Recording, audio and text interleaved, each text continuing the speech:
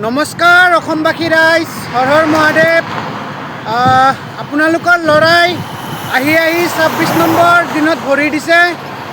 গতিকে আশীৰ্বাদ কৰিব যাতে আগন্তুক দিনবিলাকতো এনেকৈ পাৰ হৈ যায়, তাৰে কামনা কৰিলোঁ। আৰু আপোনালোকৰ ল'ৰাই বৰ্তমান উপস্থিত আছে বিহাৰৰ আৰৰিয়া নামৰ এটা ঠাইত।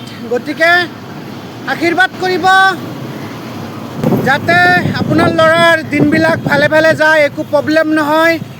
আৰু বাবাৰ আশীৰ্বাদত আৰু অসমবাসী ৰাইজৰ আশীৰ্বাদত মোৰ এতিয়ালৈকে বৰ্তমানলৈকে একো অসুবিধা হোৱা নাই।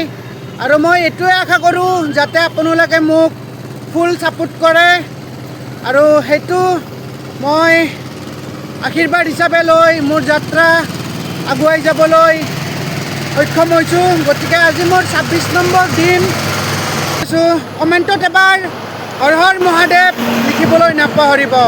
জয় আই অসম, হৰ হৰ মহাদেৱ।